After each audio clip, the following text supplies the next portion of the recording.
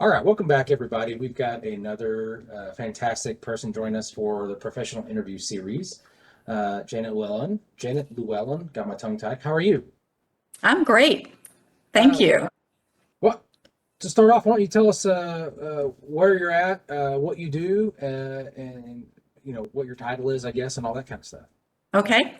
I'm in the Richmond, Virginia region. I work in Chesterfield County, Virginia, and I'm a park planning manager, which means I work in Parks and Rec as a planning manager, and we work on park master plans. We work on natural resource plans.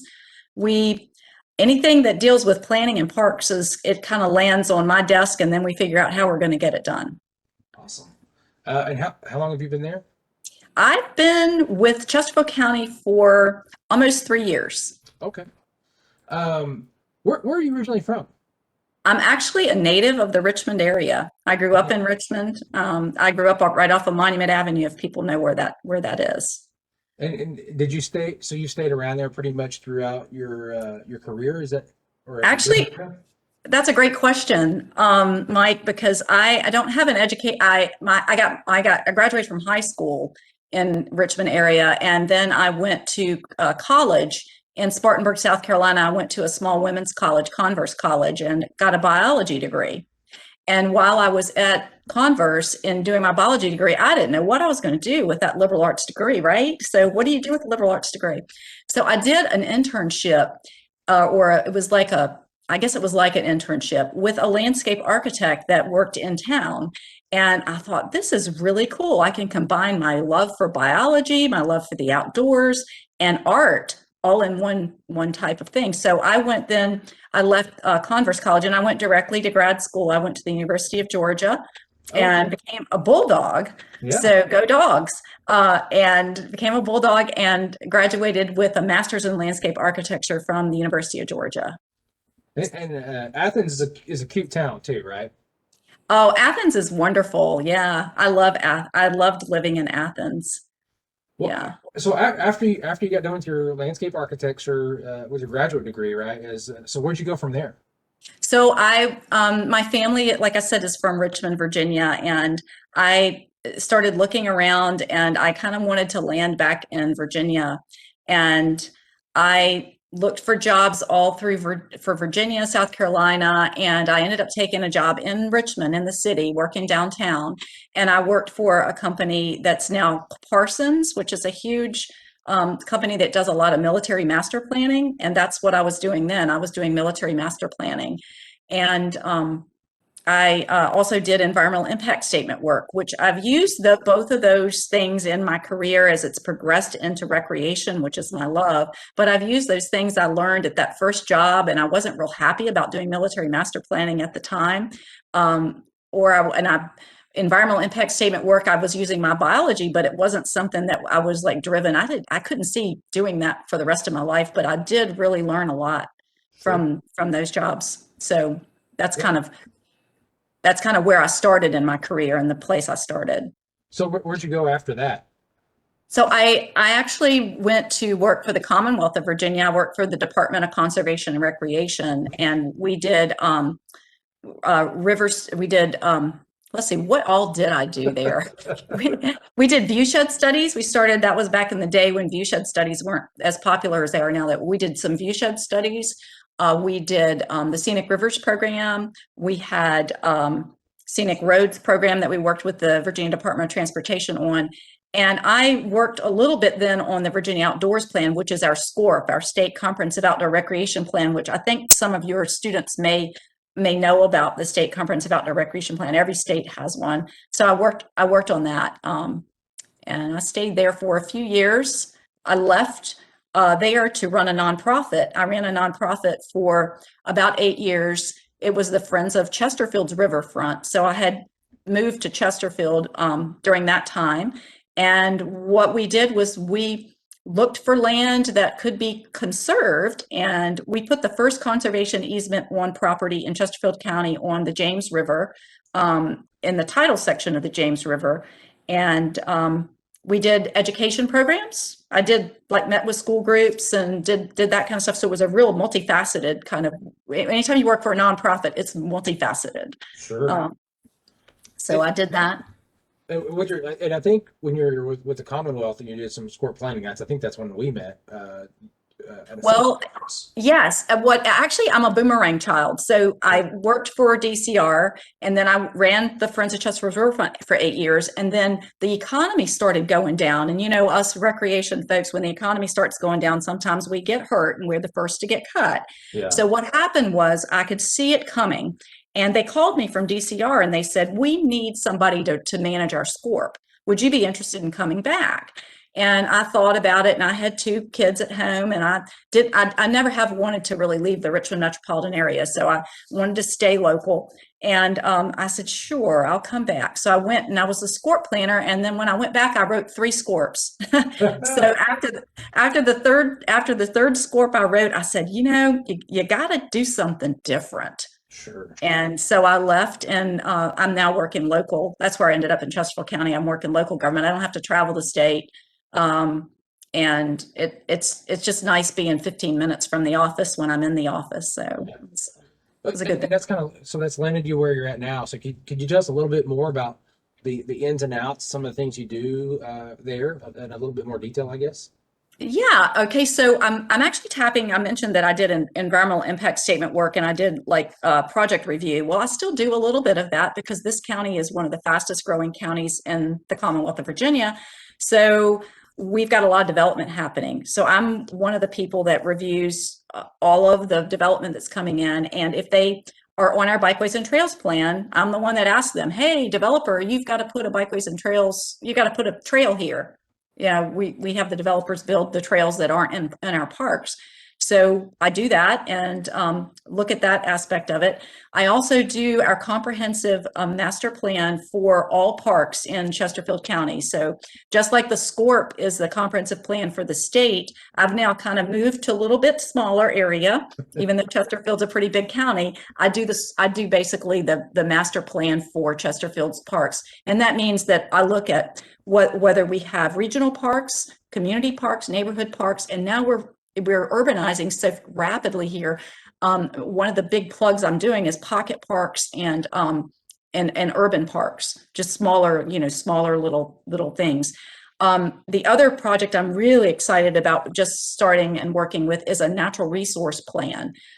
We are going to try to integrate we've got some folks that are getting ready to retire that do natural resource interpretation, and they have looked at what all the bugs and bunnies are all over our parks. And we got to get that information into a plan so that we can protect the bugs and bunnies all across our park system, especially in our conservation areas. We have probably 4 fairly large conservation areas that are each about 300 acres apiece. And what we need to do is come up with a plan to protect these conservation areas. So I'm working very closely with our park naturalists to come up with that, and actually working with the Virginia Commonwealth University to get some of their environmental students to intern with us and come up with a plan. And then that portion of the plan will flow into a strategic plan that will look at sustainability. So we're going to have all that natural resource work that we do go into a sustainability plan. I'm sorry. Okay. And so that's kind of an exciting an exciting project that's multifaceted in that it involves people that do natural resource work. It involves people that are at the university level at Virginia Commonwealth University, and then it involves us doing our planning work. So we've got that going. We've got a lot of projects going because we're such a rapidly developing county. So as far as you said, it was one of the fastest growing ones. How many people are we talking about? Oh gosh, Or what's we're the growth? 400,000 maybe, Okay. something like that. I'm not particularly good with numbers and remembering that, but Yeah. it's getting up there. Yeah. But It's- just because I'm here in Arkansas, and I think about like 400,000. That's the same size as the entire Little Rock metro area, I believe. Yeah, So and that's just one county, and then see we're part of the metropolitan Richmond area. yeah. So we're all we work together with the other localities for things like doing trail crossings and trying to make sure that all of our resources come together. We have The East Coast Greenway goes through Chesterfield, so we work with the city of Richmond to our north, and we work with Petersburg and the Dinwiddie County to our south on the East Coast Greenway. We also have what used to be called the Ashland to Petersburg Trail that goes through Richmond, and that is now called the Fall Line Trail because we're located right on the fall line where all the rocks are in the east. So we have another big trail that's coming through our county. So we've got two big trail systems, and that project requires us also to work with our neighboring localities. So we're constantly working with our neighbors, even though we don't, in this part of the country, we don't have what we call regional parks units that we work together. We just work with each other individually.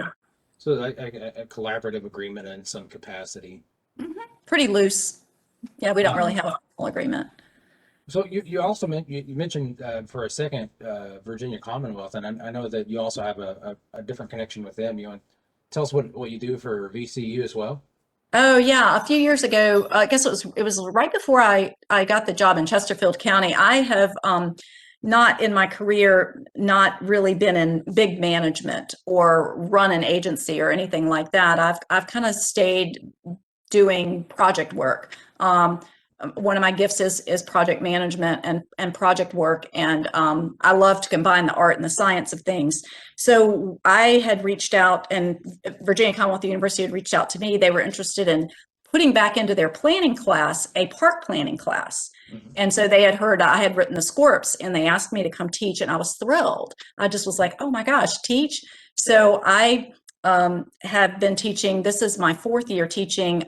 It's for Urban and Community Studies program at Virginia Commonwealth University. I teach what it's called just park planning. And I usually, the first year they gave me 30 students, and I said, 30 students? I'm like an adjunct faculty member. And they said, oh, you were only supposed to get like 20 students. I said, well, I have 30 students. And they said, well, that won't happen again. So every year I usually have less than 20. I have 17 students this year. And some are grad students and some are undergrads, but it's real fun. They keep me interested. They keep me up to date on some things that are happening down at VCU, and then they can learn from me. And I learn as much from them as they learn from me. I'm just going to be honest with you. It's funny because and we were talking before we started this formally. Is like I don't consider myself old, but my students certainly do in some capacities, right? And it's the things that they keep me updated on, ranges everything from what's happening on campus to pop culture, and that's when you realize how, I don't know if it's disconnected is the right word, how much things have changed. And the other day, one of my students was asking me if I was on TikTok. And I was like, no, sir, I am not on TikTok. No, because that has its own issues. Right? And he's like, well, what social media do you use? And I was like, well, I mean, I have Twitter. And they're like, what? Like, that's for old people. I'm like, well, I mean, that's what I use. I don't know what to tell you. Yeah. And I miss being in class, Mike, with the students, because you get more of that in class than you do when you're like virtual. You don't quite get as much of that personal interaction, somebody standing after class talking with you. So I do miss that aspect of not seeing the students in person. And like, they just make you, even on a bad day, everybody has ups and downs, right? And even on a bad day, they can come in and, one kid, cracks a joke or, something. You're like, all right, well, this ain't so bad, like, I was having a rough day until, and this is making it a little bit better. So, yeah, it's all about the relationships wherever you go and whatever you work, whether it's teaching or somewhere else. And I'm always thrilled.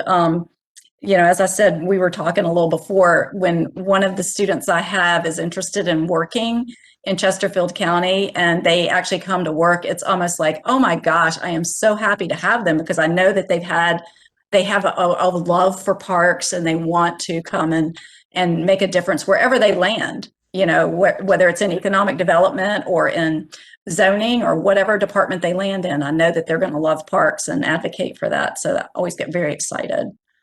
So one other thing, we got several other questions. I don't know why I said one other thing, but so something else. So you and I met at, and I don't know if it was still NARP or if it was Thorpe at the time, but we met at the National Outdoor Recreation Mhm. Conference. Um, so I was going to ask you, like, so with your professional development, I obviously know you're a part of that, but that was more, specifically related to SCORE. What is your philosophy as far as professional associations and your professional development post academic education kind of stuff?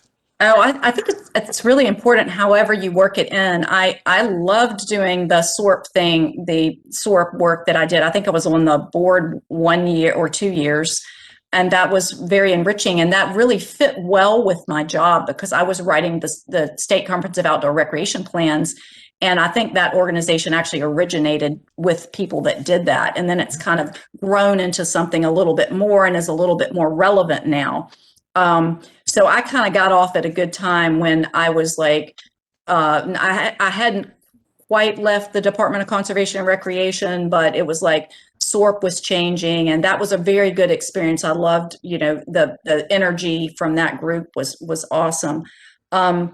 And aside from that, I think the National Recreation and Park Association, NRPA, is a really great group. If you're into recreation, if you're doing recreation, you definitely want to get a membership with them because they have awesome literature that comes out and it's relevant in terms of looking for jobs at a national level. That group is very, anything that comes out, I use their documents in my research now, and I use some of them in my class to share with the students. So NRPA is a great group. And then depending on the state you're in, there's an affiliate group that goes with NRPA, and that's Virginia Recreation Park Society in Virginia. But Arkansas would have one. It's probably Arkansas Recreation Park Society, and it's a state group. And what happens is if you get involved with your state group, it's a little bit easier to get into and to speak at the conferences. And the conferences are a little bit less expensive, but you can still go and you can make that network and get with the people and find out what's going on in recreation. And the good thing about the VRPS or the Arkansas Recreation Park Society or the NRPA is they're going to attract all the different people in recreation. They're going to attract the people that are doing maintenance. They're going to attract the people that are doing the planning work like I'm doing. They're going to attract the people that are doing the programming. And all those people get together in those groups. And that's those two things, the state and the national, are just really great groups for anybody that's in recreation, I think. Yeah. And then the other thing that I've done in my career that I think is extremely important for all of us to do at some point is give back locally. And one of the things that I do, I've been co-chair for probably too many years now of the James River Advisory Council. And it's a collaborative group that works on the James. And what we did, we had so many groups working on the James and they weren't talking with each other. So this group is a collaborative group and we get all the groups to come together and talk with one another. We meet quarterly. We usually have breakfast. During COVID, we've been doing, the Teams thing, and we miss our coffee and our good fruit and donuts. But Yeah. we've still been meeting during COVID, and we find out what the other organizations are doing so that we don't compete for the same grants. Because we were finding we weren't liking the James River Association because they were going after this grant, and so went after that grant. And now what we do is we talk about it. And then we know what the others are doing. And so instead of competing with one another, we're working together more. And that group, I'm really proud to say that group started. A friend of mine's been with that group. I've been actually not co-chair for 20 years, but I've been with that group for 20 years because my son that's just turned 26 was 5 years old when I started working that group and working with it. And we started back 20 years ago a program called Diversity on the River. We were finding and reading that a lot of people African American folks here were drowning. Not a lot, but more, there was a higher percentage that were drowning in the river. And so we wanted to reach out and we do kayaking and canoeing on the river with groups. So we've kind of organized that. So we started Diversity on the River series, and we've done lectures every year. We have a lecture program, that is oriented towards just diversity. And now, we look at all types of diversity now. So Yeah. while back then, our Hispanic families have grown greatly in this area, and so we've included that into the mix. But we started out just looking at black families, and how we could serve that group. So now it's a bigger diversity pool that we were looking at. So that's been kind of fun to do too, work in that local organization. So you can tell I get excited about the local stuff. But Well, and that's something with my students that we try to, in different ways, try to instill is, um, what's your legacy? We're talking about legacies, and that has a lot of different connotations. But when we leave a place, whether that's moving or our end of days kind of thing, not to be too morbid, but like when we're no longer here, what are we leaving behind? And it's stuff like you're talking about with the James River is, that's going to be something that lives on, you know, well after you're gone, and people, somebody's going to read like, oh, this Janit Llewellyn is the one that co-chaired this or that, right? And then well, maybe not, but that's okay too, because it's a great organization. yeah, but the whole thing is, like you're thinking about like this person didn't have to set aside their time, and they did. They didn't have to put in the effort, and they did. And look what came out of that. So it's to me, I guess it's not so much celebrating the person; it's celebrating the idea that we can give back and create a better place for other folks. You know what I mean? That's my soapbox for a second. Yeah, no, it's true. It's like I started out teaching swimming, and my sport of love is swimming. And when that's one of the things that caught me when I found out these kids were drowning, in the James, and that just like, how could you not know how to swim? It's like, so you just whatever usually you're driven by what your love is, and your disbelief that someone else doesn't have that same advantage that you Right. do. Yeah. Okay, so I do have the one thing I have one more thing or two more things. See, I keep mixing. Yeah, I got two more things. First, so if you weren't doing what you're doing now, and you could pick any job that you had to do, what would be your dream job, or what would you do if you had the wide open choices kind of thing? Well, that's a great question, and that's a hard question. I obviously like to do a lot of different things because I've done different things, and always kind of come back to the outdoors and the environment. Um, I think that because my kids are out of college now, I think I would get in our little camper and figure out a way to do outdoor recreation planning, and kind of expand my horizons again from, I came back to Chesterfield, but kind of like see what's out there, Hmm. and kind of do that, and just explore kind of what's out there, and maybe share some of the experiences I've had in working across the country again. So kind of full circle. I started out with an international company, and and then I kind of got back down to local. So if I could do anything, I guess what I'm saying is I'd go back out again and share some of those local experiences that I've had at the broader level. Yeah. And Plus, you get that's to explore some. You get to, that wanderlust is just going to allow to be room free, right? yeah. And then you just kind of, see what comes your way. And I've always been, the good person that, provided for the kids and did this and did that. And then just maybe not to have so much pressure to just take a job that sounds good, and not take one that you don't want to do. Take one you'll be proud of. What, So. what's a place you want to make sure you visit pretty soon? Oh gosh. Well, not this summer, because one of our kids is soon to be getting married. But next summer, we're thinking of going to Michigan and come back across the north like that. But we do want to go back out. We want to come out your way and come. I've never been to like Oklahoma and Arkansas and those places. So come out that way. But we probably will come in the fall when it's. I think you get pretty hot there, don't you? Yes, yeah, they can get pretty toasty. But what I'll say is, when you start thinking about that, you can definitely ping me with any questions you got. I've not so much Arkansas, but Oklahoma. And I tell my students this a lot: is I've seen more of Oklahoma than most people who have lived there for 100 years. Oh, wow. I had a couple of different jobs while living in Oklahoma that really took me everywhere. And I, this is not like an Oklahoma commercial, but being able to travel throughout the whole state and see everything, I really fell in love with it, and I really appreciate it more than I did. It's got some amazing spots and some things that I think some hidden gems. So I love it. But it does get really darn hot. It's 100-degree days is not uncommon. Wow. Well, what's the best time of year to come out your way? Because that's definitely on our bucket list.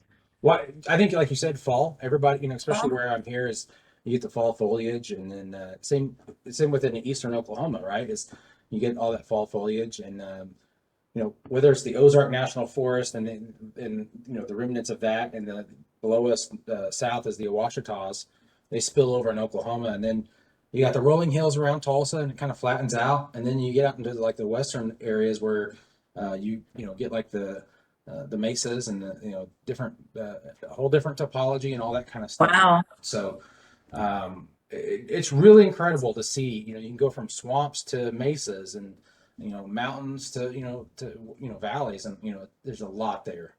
But definitely the fall. I would say depending on whether typical October November timeframe. When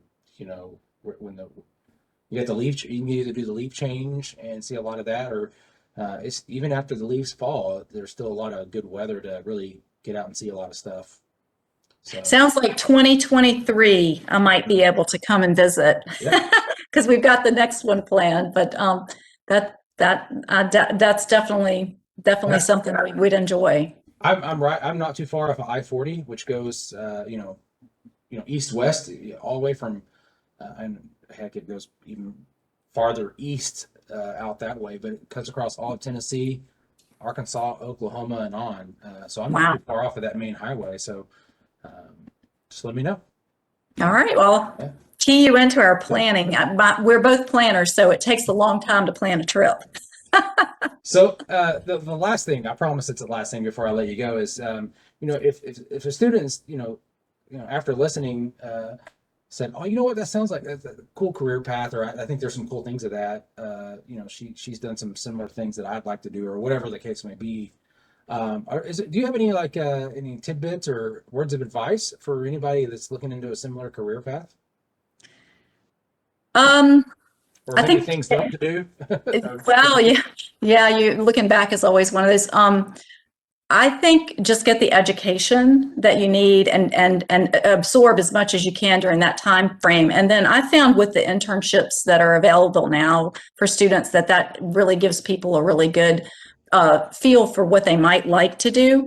And just talk to people and call them. The intern we have now, she made a phone call, and that's how she got her internship. So don't be afraid to just call people. And even if like if your students want to call me or email me, that's great. I'll talk with them. And if they wanted to explore an internship here, they're not paid in Virginia right now, but it might be something. Just don't be afraid to talk to people, and an email is not going to get it. Yeah. So just, open up to being personal. Parks people are some of the most personal people that you will ever meet. And if everybody treats everybody personally with respect, people will bend over backwards to help. Yeah. Oh, I So, absolutely agree. Well, Janet, thank you so much for joining me. I